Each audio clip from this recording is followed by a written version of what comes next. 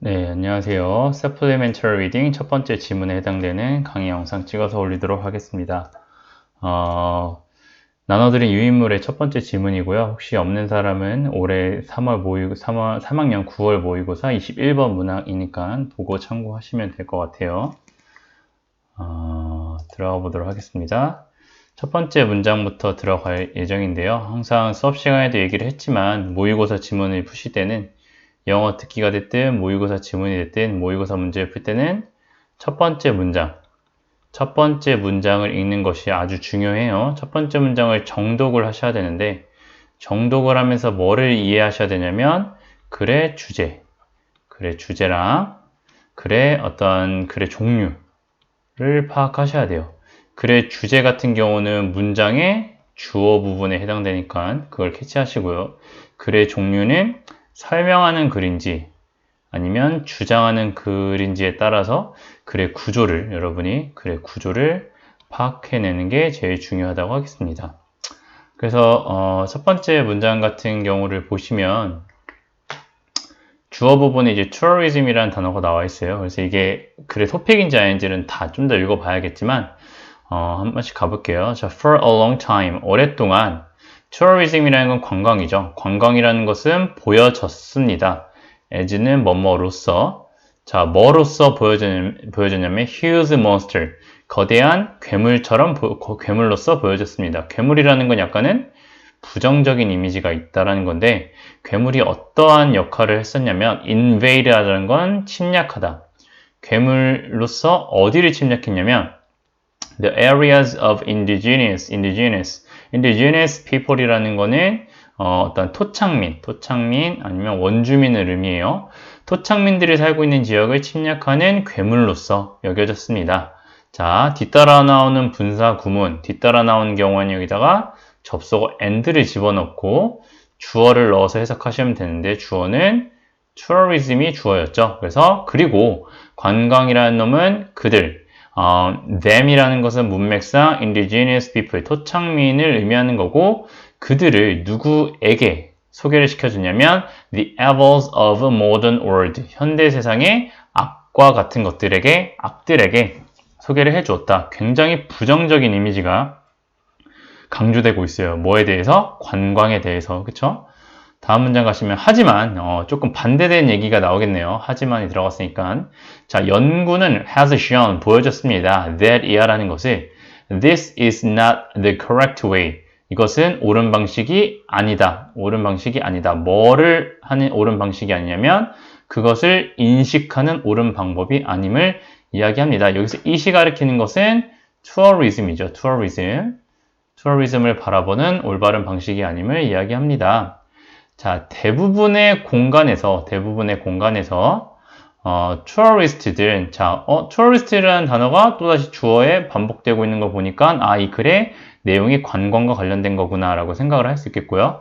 대부분의 장소에서 관광객들은 welcome, 환영을 받고요. indigenous people, 토착민들은 또 tourism이라는 단어가 나오네요. 관광을 봅니다. 뭐로서 보냐면 여기도 마찬가지로 뭐로서 path라는 건 길인데 어디를 향한 길이냐면 modernity, 현대화를 향한 그리고 economic development, 경제적인 성장을 향한 길로서 바라봅니다. 그러니까 우리가 관광이 뭔가 활성화되면요. 그 지역이 조금 더 현대화가 일어나고 경제적인 성장이 일어난다는 건 알 수 있죠. 왜냐하면 사람들이 그 지역에 놀러 가서 뭔가 돈을 쓰고 관광을 하니까. 넘어가겠습니다. 자, 하지만이래요. 여기서 뭔가 또 반전이 있나 보네요. 그러한 development, 경제적이고 현대화적인 성장은 is always, 항상 to attribute, 뭔가 양날의 이건 검이에요. 양날, 뭔가 끝이 날카로운 양날의 검과 같습니다. 그러니까 어떤 때 보면은 좋은 점이 있지만 어떤 때 보면 나쁜 점이 있다라는 거죠. 그래서 좀 이런 것들 유념해서 봐야 된다. 자, tourism이라는 게 주어 부분에 계속 쓰는 거 보니까 이건 명확히 관광에 관련된 이 글의 토픽이구나. 그래서 여러분은 이제 관광이라는 것이 그 지역과 어떤 관계를 맺는지를 이해하려고 글을 읽으시면 돼요. 관광이라는 건 뭐를 의미하냐면 진보를 의미하기도 하지만 거의 대부분은 또한 뭐를 의미하기도 하냐면 loss라는 건 손실이죠. 뭔가 부정적인 측면, progress는 긍정적인 측면. 여기가 좀 더 포커스가 될 거예요.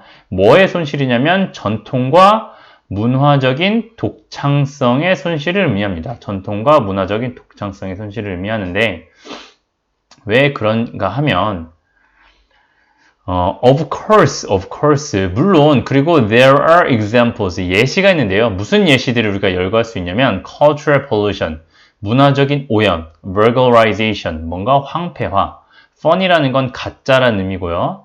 가짜 folk cultures, 가짜 지역 문화, 이러한 예시들을 우리가 들 수 있습니다.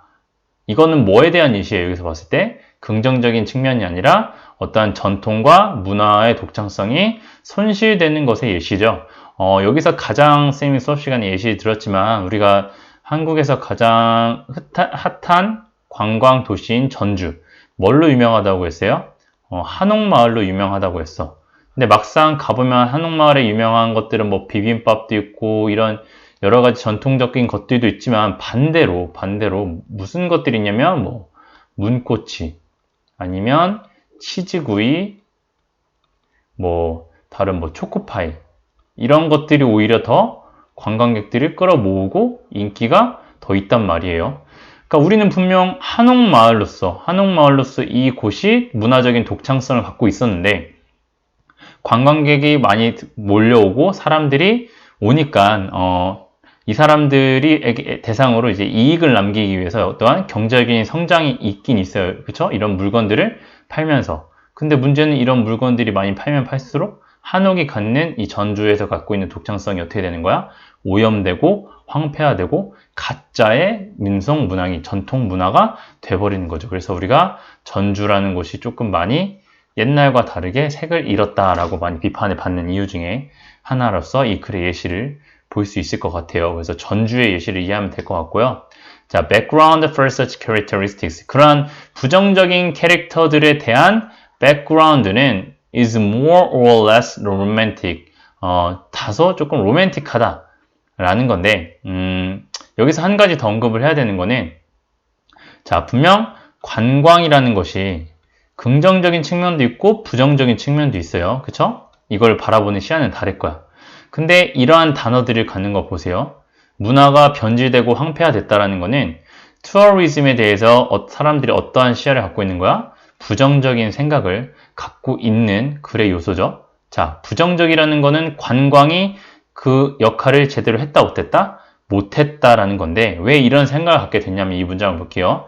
그러한 특징들의 백그라운드는 다소 로맨틱하다라는 거야. 로맨틱하고 normative idea, 뭔가 규범적인 생각인데 무엇에 대한 규범적인 생각이냐면 former, 이전에 prevailing, 우세했던 authenticity, 진정성, 뭔가 진짜에 대한 뭔가 규범적인 생각이 있다는 건데 이게 단어들이 굉장히 추상적이에요.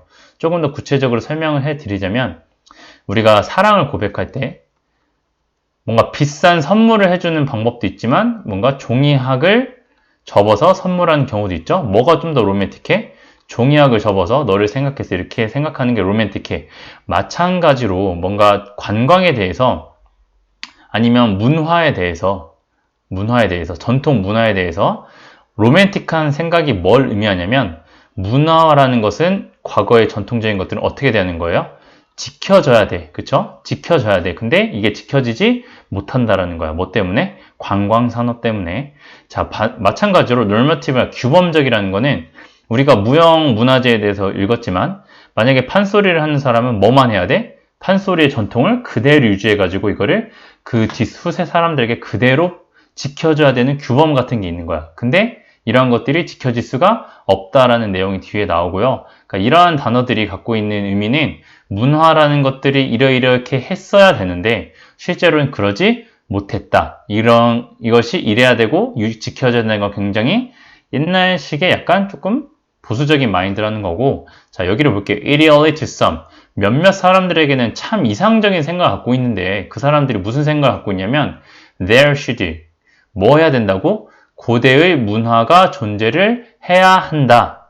자, 뭐 할 수 있는 고대의 문화냐면 for는 의미상의 주어. 현대의 문화에 대한 소비자들이 뭐 할 수 있는 고대의 문화냐면 gaze at이라는 건 바라보고 심지어 step into 잠시나마 조금 그 안에 발을 들여다 놓을 만한, 그러니까 거기 안주하진 않는다는 거죠. While traveling or on holiday, 여행을 하거나 주말에 잠시 여행이나 휴식을 취하는 형태로 이런 고대 문명들이 그대로 지켜져야 돼. 고대 문화 유산들이 지켜져야 돼. 근데 이게 가능한 마인드라고 이상적인 마인드라는 거예요. 이 사람이 봤을 때. 이 글을 쓴 사람의 글 쓴 작가의 생각에는 이거는 말도 안 되는 거다. 이건 이상적이다. 이것은 현실적으로 불가능한 일이다. 라고 여기서 이제 정리를 할 거예요. 자, this is a cage 모델이라는 건데 수업 시간에 말씀을 드렸지만 우리가 어떤 케이지에 새가 갇혀 있다라는 거죠. 새가 이렇게 갇혀 있지만 새가 갇혀 있어요. 새가 이쪽으로 나오지 못하는 역할도 있지만 고양이 같은 새의 적들이 이쪽으로 들어가지 못하는 기능도 갖고 있잖아. 그러니까 외부 세상과 단절되었다라는 의미를 갖고 있는 게 케이지 모델이에요. 자, 케이지 모델이 근데 문제는 that is difficult to defend in a global world.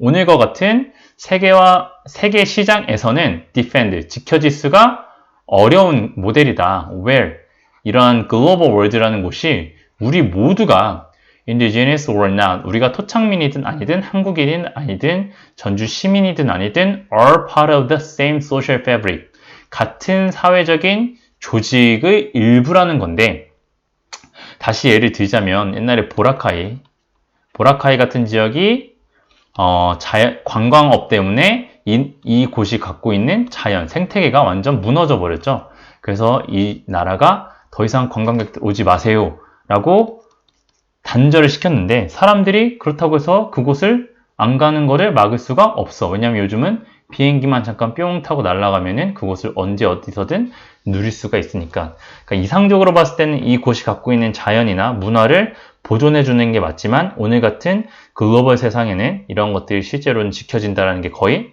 불가능에 가까운 일이라고 이 사람은 약간은 부정적인 시야로 이거를 설명하는 그림을 우리가 알 수 있습니다. 조금 어려운 지문인데 전체적으로 내용 이해를 잘 하고 오시면은 문제 푸는 데는 어려움은 없을 거라고 생각합니다. 자.